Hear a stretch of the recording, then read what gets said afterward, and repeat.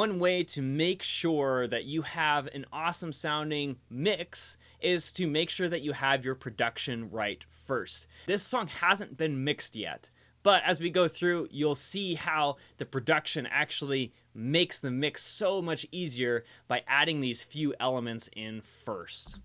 To make your rock song sound wider, you want to double your guitar. And that's pretty common knowledge. If it's not, go ahead and double your guitars. It'll sound great.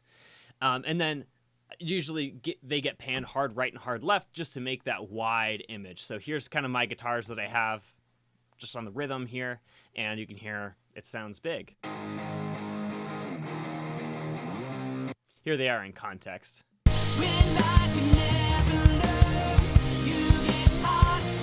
So nothing here is mixed, so it'll probably sound a little bit different once it gets mixed. However, in order to make your mix sound wider than it is in your production is specifically to use different tones in your guitar to then create more separation. What I see a lot is that you'll just use the same exact guitar, same exact amp, same exact settings. It's just two different takes of the same part, and then you separate those right and left, which does work. However, to make it sound even wider, more separation between those two, is to actually use different pickups. And so that's what I've done here, is I have one that's using the bridge pickup,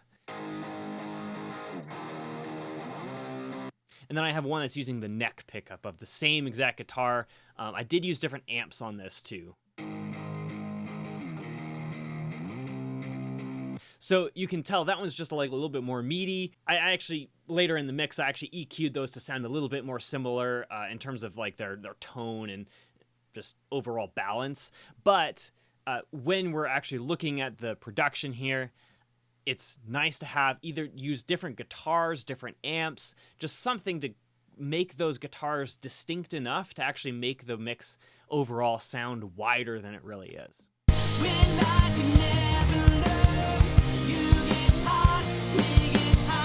All right, thanks for watching.